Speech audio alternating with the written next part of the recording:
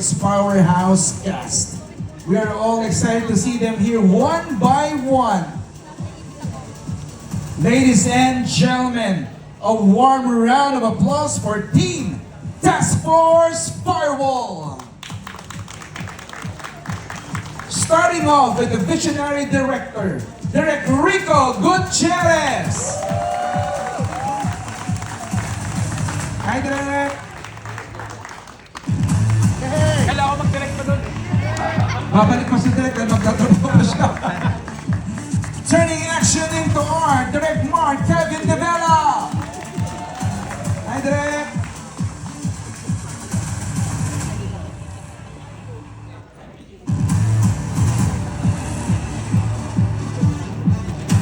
Good afternoon, Direk. Ready to ignite the action, presenting Shane Sava.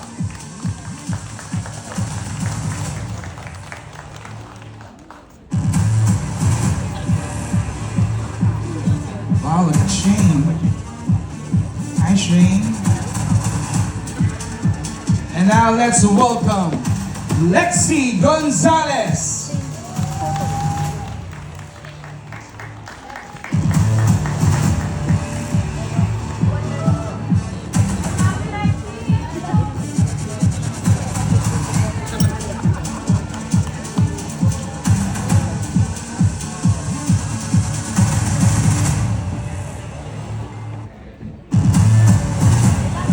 Hi, Shane.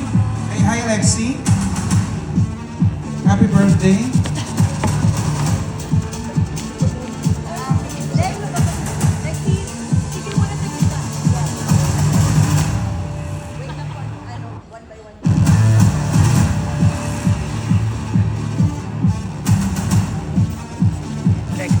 Mr. John Vic de Guzman.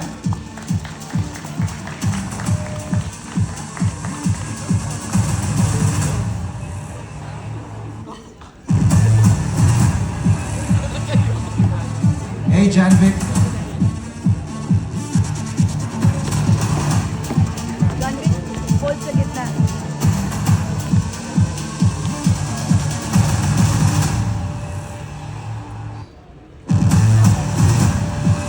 Jessica Fausto.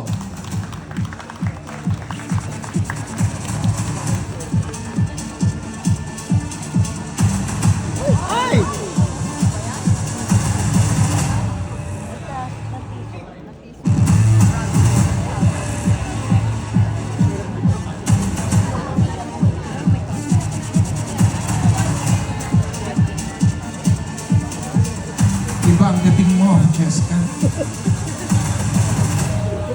May bumagsak. Boset.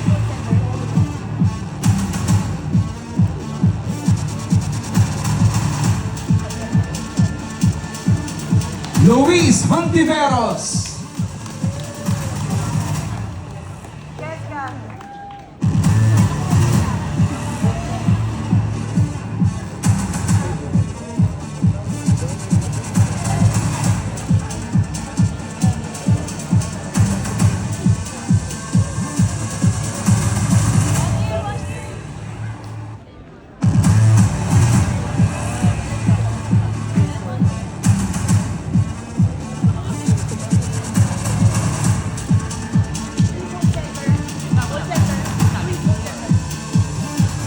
And Luis. Introducing our seasoned actors and actresses. Let's give it up for Mr. Allen Dizon.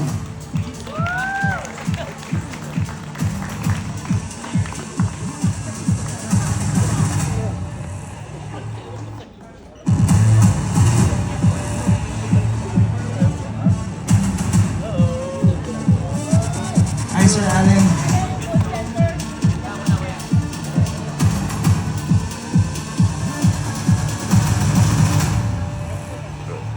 Mr. Dominic Ochoa.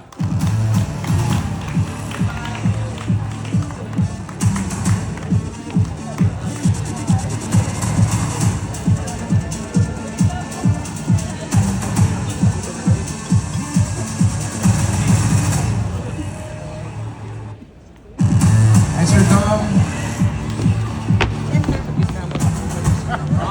Center muna, center.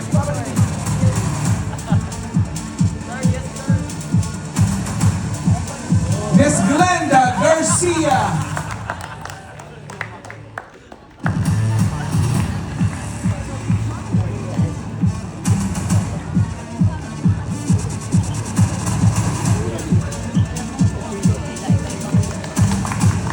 Hi, Miss Glenda.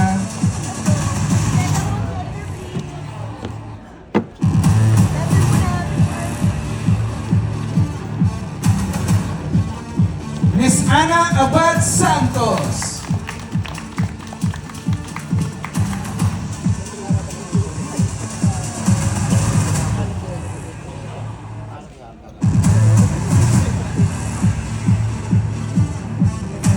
Hi, Miss Ana. Hello.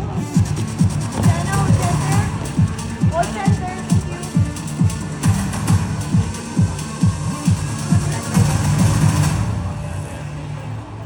And now, let us all welcome a team of broken yet brilliant who fight crimes that exist just one click away. Ang mga bida ng Task Force Firewall, Miss Kylie Padilla.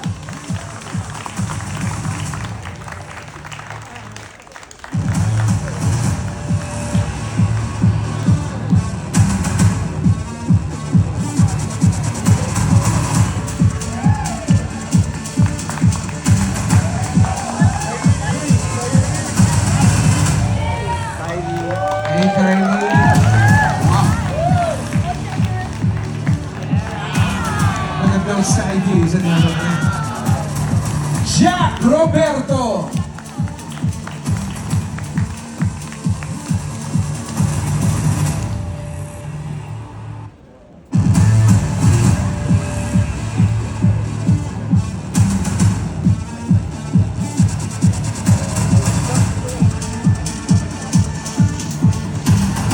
Hi, Jack.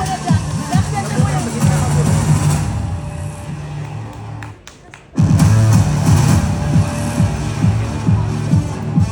Buboy Villar.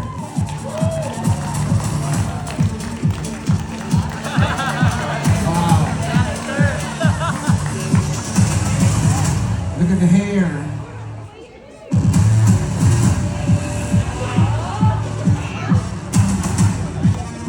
Wow. Center muna, boy.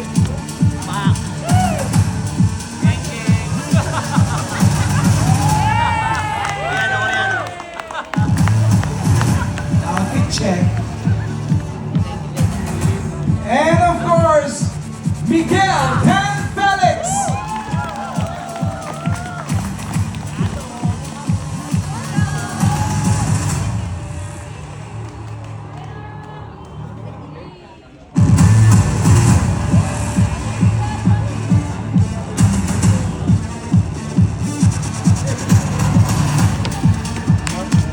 Miguel.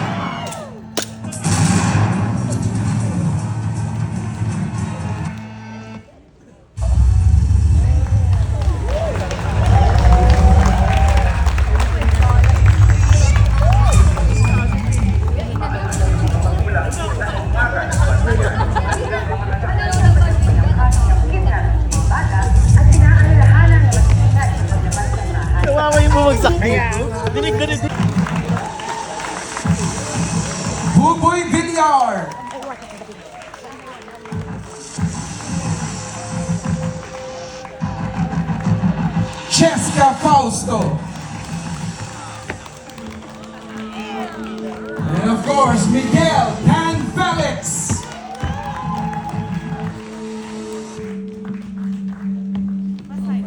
Wow. Amazing. Wow, Chester, look at those. Guys, a round of applause for the stellar cast and director of Task Force Firewall. And at this point, let's give our guests the chance to take photos and videos. May we ask the cast and directors to please stand up in front and strike their color poses. Wow, look at those. We have our official photographers at the center. And if everyone's ready, pwesto na po tayo, guys. Pwesto po tayo. Our birthday celebrants, of course. Again, please use our official hashtag on all your social media posts. Hashtag Task Force Firewall Grand Media Launch. Hashtag Task Force Firewall Grand Media Launch.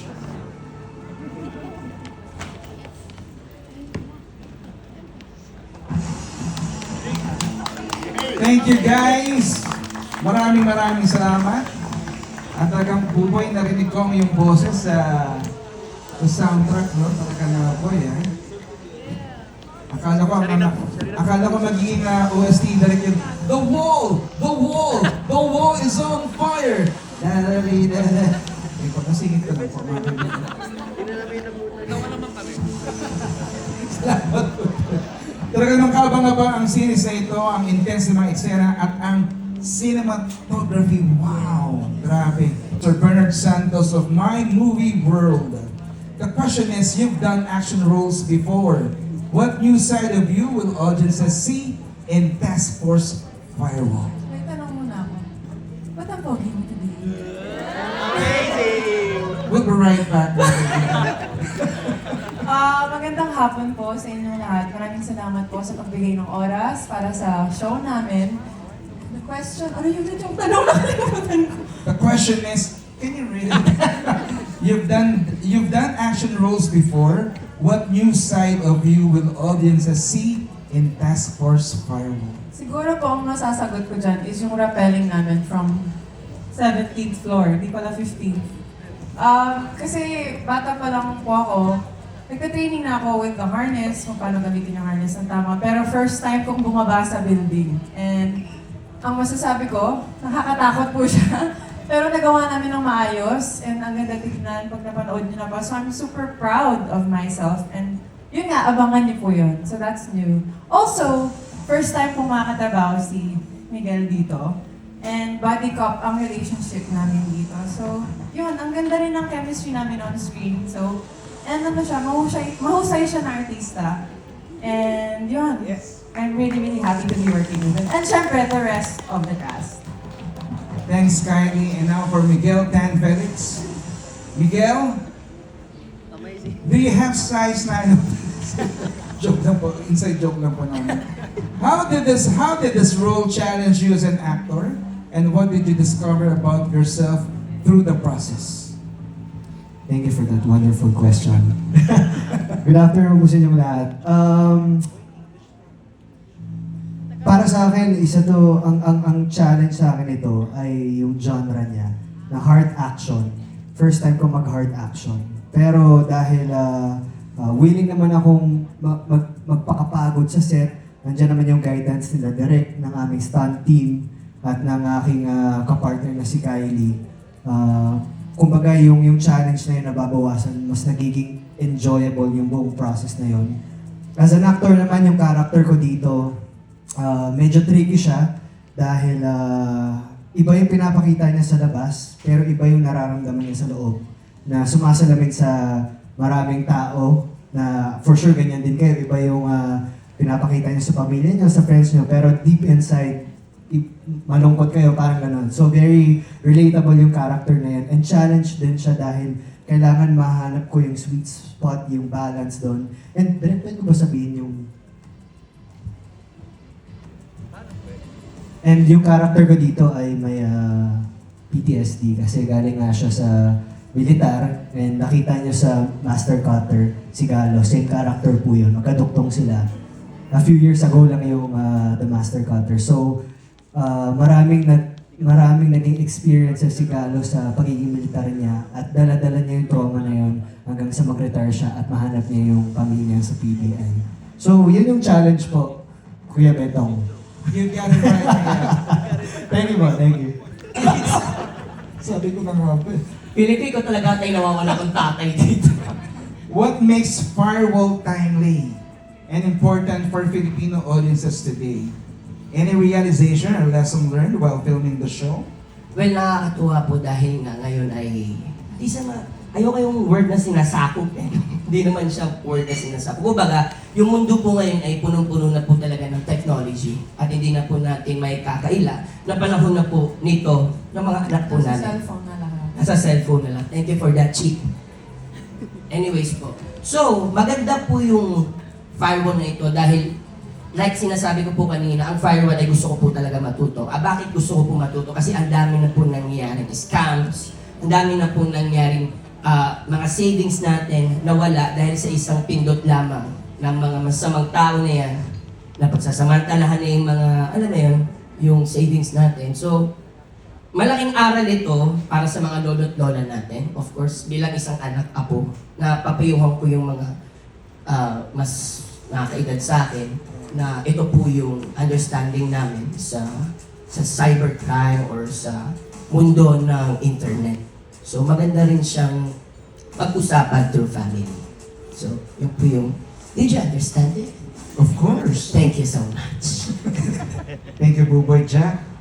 Yes, ngayong digital age, napapanahon talaga itong task force firewall because lahat ngayon nakatutok na sa cellphone, sa internet, sa social media, and dyan nakakita ng opportunity yung mga scammers. So, hindi nabibigyan ng pansin para sa akin masyado yung social media na yung mga nang-scam at nakakuha na ng pera, kagaya ng sinabi ni Bubo.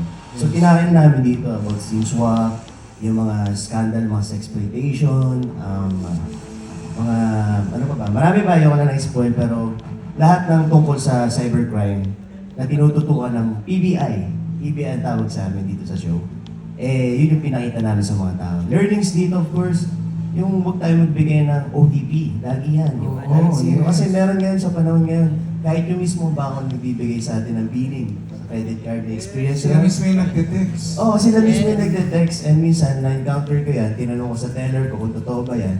Sabi, huwag ka mag-click dun sa link kasi Yes. napapasok na rin pala ng mga scammer. Yes, Yung mga po. ginagamit ng mga bangko. Ngayon, nakalagay doon, may expired na in just 3 days, yung 6,500. Points, Of course, mga points yung pa. mga points, Oo. redeemable Yes. points. Huwag po kayo mag-click dyan. Huwag po kayo magbibigay ng OTP. At i-aware na rin natin yung mga family natin, loved ones, about that. Para na hindi lang tayo yung napoprotektan, pati rin yung mga malan sa buhay. Yan lang po. At dahil sa sinabi ni Jack, let's all watch this. Ay, wala pala. Hindi, totoo yan, yung mga OTP nga, yung mga mag-expire na yung points mo. Wala naman akong ganung bangko, pero yung text ako ng ganung bangko. Hindi ko syempre pinag, wala akong ganung bangko talaga. Pero anyway, marami. To immerse the cast in real-world military training rather than relying solely on choreographed action. At ano po ang mensahe gusto nyo maiuwi ng viewers tungkol sa cybercrime at digital threats? Rep? Minabuti po ng task force firewall na mag-undergo ng training ang mga actors natin para maramdaman din nila yung totoong nagaganap, kung paano natin ipo-portray yung mga characters natin. Siyempre, ayaw din natin mapahiya na basta na tayo umi-emote dun, tapos tatawanan tayo, hindi naman pala tama yung ginagawa natin. So, at sa tulong din nila ni si John Vic, siya yung ano namin eh. Si John Vic, okay naman dyan. Siya ang consultant din sa hawak ng tama ng mga baril at kung paano din paano nag-a-assault ang mga agents natin. So, lahat ng mapapanood nyo dyan, legit yan. Kung ano yung makikita nyo, yun talaga yung nagaganap sa totoong buhay. And yung task force firewall, Kuya Betong, yung Yes. second question mo, part ng ano. Ano po ang mensahe gusto nyo maiuwi ng viewers tungkol sa cybercrime and digital Cybercrime. threats. Sa panahon ngayon, napakarami ng paghihirap na pinagdadaanan natin. Hindi lang sa Pilipinas, sa buong mundo. Una, yung gas, gera, taas ng bilihin. Sobrang hirap na ng pinagdadaanan natin, kahit naman sino eh. Di ba? Nagtitipid tayo. Tapos yung pag-asa ng tao na gustong guminhawa, tapos nai-scam pa. So yun yung mas masakit dun. Kaya itong Task Force Firewall, we're hoping, we're praying na through this show, may pakita natin yung heroes. What we did na our heroes. Para nang sa ganun, may inspire yung mga tao na, oh, dahil sa Task Force Firewall, hindi na tayo maluloko. Dahil sa Task Force Firewall, yung mga scammers na yan, hindi na sila magkakaroon ng chance. So, yun, at napakaganda, timely talaga yung show para sa pinagdadaanan natin ngayon. Yun po. Thank you. Thank you, Direk. Direk Rico. Sorry, nakarelate kasi. Kung sakali na isa kayong totoong law enforcement agent na gumagamit ng technology para sugpuin ang crime sa bansa, ano sa tingin niyo ang dapat na ipataw na parusa sa mga nagpapakalat ng fake news? Teka, bagong lahat. Si Shane daw may birthday ngayon, hindi si Lexie. Oo nga pala, Happy Shane! birthday, ba? Happy birthday, Shane! Happy birthday to you.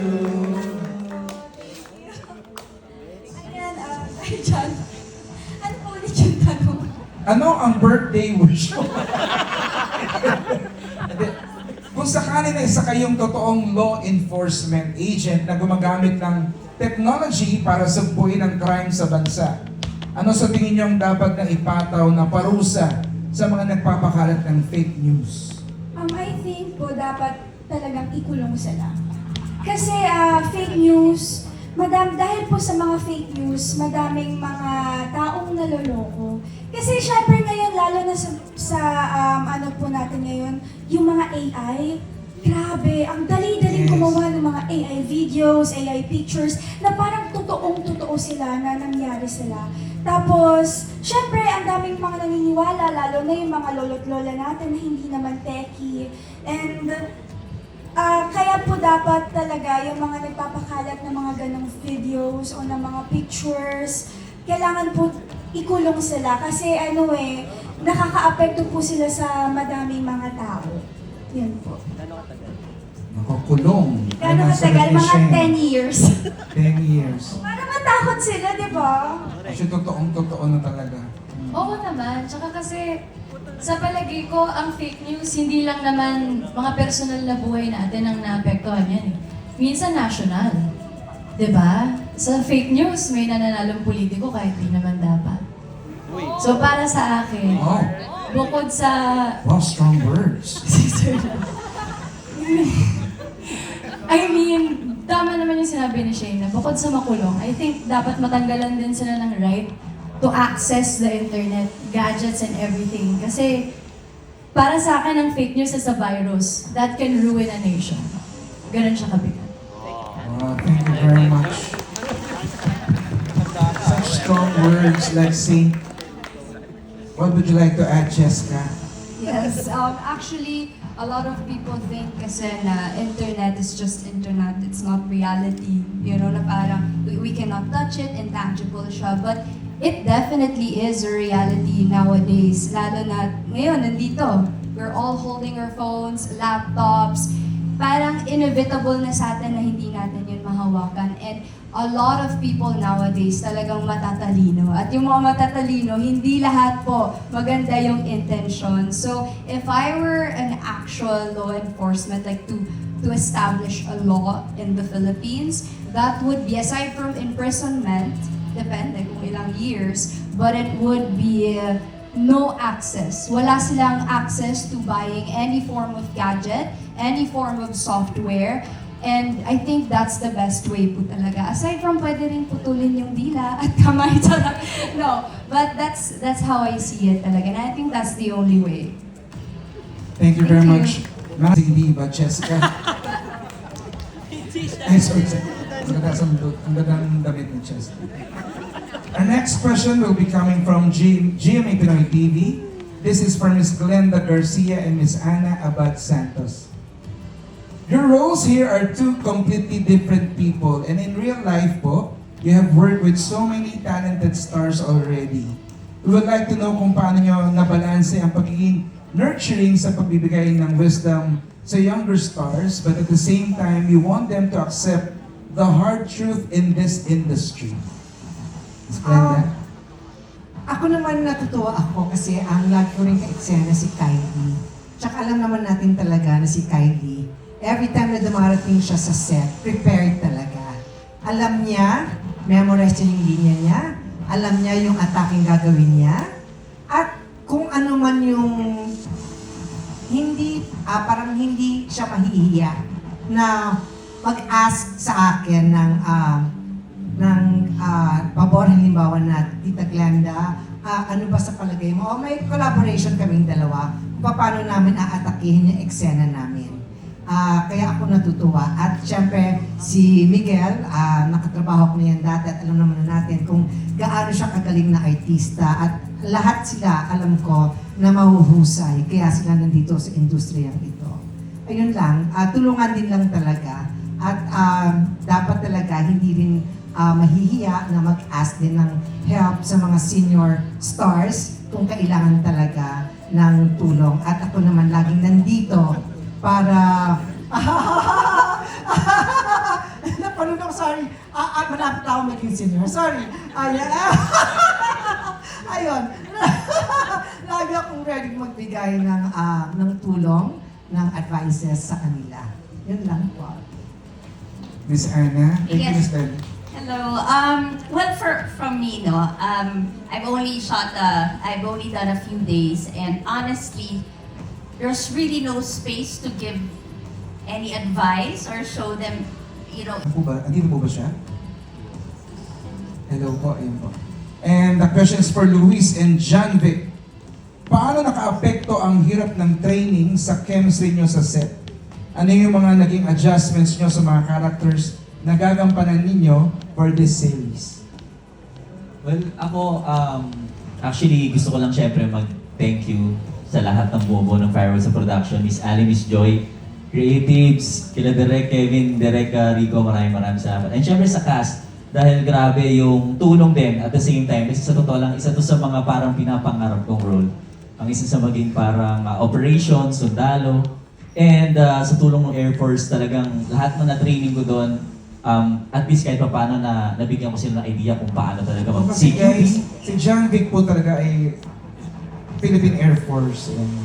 So ayun, yung mga CQB, kung paano pasukin yung building, kapag nasa jungle. So at least kahit pa paano marami tayong natutunan. And sabi ko nga, kung may natutulong ako sa kanila when it comes to handling different kinds of guns, yung natutulong naman din nila sa akin sa pag-acting, tsaka sa mga fight scene like ito, yung mga judo, mga suntukan. And talaga masasabi kong challenging at the same time na enjoy ko. So talagang gustong-gusto ko ito yung character ko dito. Thank you. And John Vic, Luis? Ayan, magandang hapon po sa ating lahat. Gusto ko lang po kayo pasalamatan na you gave us your time today to help us promote and spread awareness sa ating bagong aabangan Task Force Firewall. Maraming salamat po kala Miss Ali, kala Miss Joy, kala Miss Cheryl, and everyone, the bosses, and the production po, and the casting crew. Palakpakan po natin sila. Ayan, to answer your question, Kuya, it's very helpful na we have someone like John Vic kasi yun nga, tulad sabi nila direct, yung precision and accuracy of what we're trying to portray here. Gusto namin real life talaga. Yan ang pinag-usapan namin nila Direk Rico na kailangan makatotohanan lahat nung sinishare namin kasi hindi lang to basta palabas. This is a message. It's an advocacy to spread awareness, to protect our loved ones from the scams. And not just the scams, yung mga identity theft. Kasi maraming mga buhay ang nasisira. Hindi lang just involvement of losing money, but the creation of conflict within the family or organizations. So, and then malaking tulong din po na lahat ng artista are very collaborative. As in yung the way na nag-share po kami ng knowledge, whether it's for fight scenes, acting, or the shots, kung ano man po, lahat valuable information yung nabibigay ng bawat isa. And for that, I'm very grateful for working with a great team here. congratulations po sa atin. Thanks for Firewall. Thank you, guys. Our next question is from Chad Rosete of Manila Feed. This is for Kylie and Miguel. Did you undergo any special training for the action sequences in the series? Tell us about your Buwis Boy experience na nag-rappel kayo sa 17th floor ng GMA building in preparation for the show. Maraming salamat, Lexi. Ayun, nag-military training kami. Kasama sila Jack, Buboy, Miguel. And yun yung bagong ginawa. Kaya yung rappelling nga. So that's what's new for me. Diba? Ako, since ito nga yung isa pinaka-una kong hard action, nagkaroon ako ng training din with the army sa Tarlac naman kami na nag-overnight ako. Kasama ko si Cheska na rin. So, kailangan ko kasi kailangan ko mas maintindihan pa kung paano mahawak ng barrel since first time ko. Dahil yung Batang Reyes, drama action siya. So, yun, kailangan ko ng training. And yung rappelling din, first time ko yun, sobrang nakakaba. Pero dahil very supportive yung prod natin, sila Miss Ali, sila Miss Joy. Tsaka si Direk. Oo, actually, si Direk may idea nun. Di ba, Direk? Yung rappel. Sabi ni Direk, kailangan natin ng pasabog, kailangan pagbukas ng show natin, ito agad yung makikita nila. Ito yung kailangan nilang abangan pa sa mga susunod na week. So, nag-rappelling kami sa buong GMA 7 na building. Tapos yun nga, sinasabi ko nga grateful ako sa pro dahil sobrang supportive nila.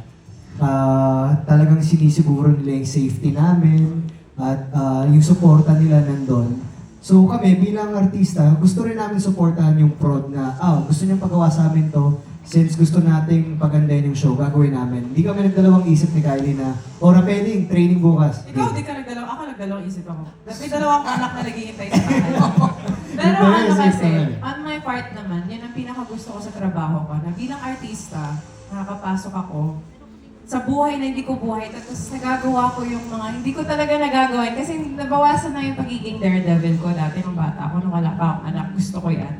Pero nung nagkaanak na ako, binawasan ko na. But then, nung na-experience ko na yung parang lumilipad na feeling, it was worth it. It was worth all the fear and the kaba. Worth it talaga. Tsaka worth it para mapaganda yung show namin. So, yun. Guys, take note, sila talaga yung nag-rappel. Opo, grabe. Hindi po, mga 6 times. 6 to 8? 4 to 6 times kasi may training Third pa time na, para na kami nagpaparasi. Shoutout din kay Abidja. Nakasama namin. Oo! Nakahawak pa ng camera yan. Oo, nag-rappel. May hawak na camera. Saan ka nakita? Ayun, Maraming salamat, Kylie and Miguel. Abangan natin yan, guys. Ako grabe, nung napanood ko din, parang, We'll be right back, mga kaibigan. Our Kaya mo rin yun, no? Ay, naku. Subukan natin. Pero yun nga, dahil nag-rappelling na kami, madami pang ideas sa direct na gusto Yes, namin gawin. abangan Na mas natin. intense, mas nakakatakot. Pero abangan nyo na lang. Sana matuloy. Sana. Vijay. Abangan natin yung mga kapuso. Eh, sabi dito. Our next question is from Jaiko Manangan.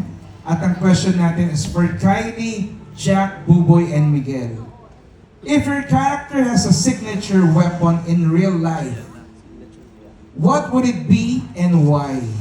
Sinong unang gustong sumagot? Kung Character or as Kylie? if your character, ulitin ko, Buboy.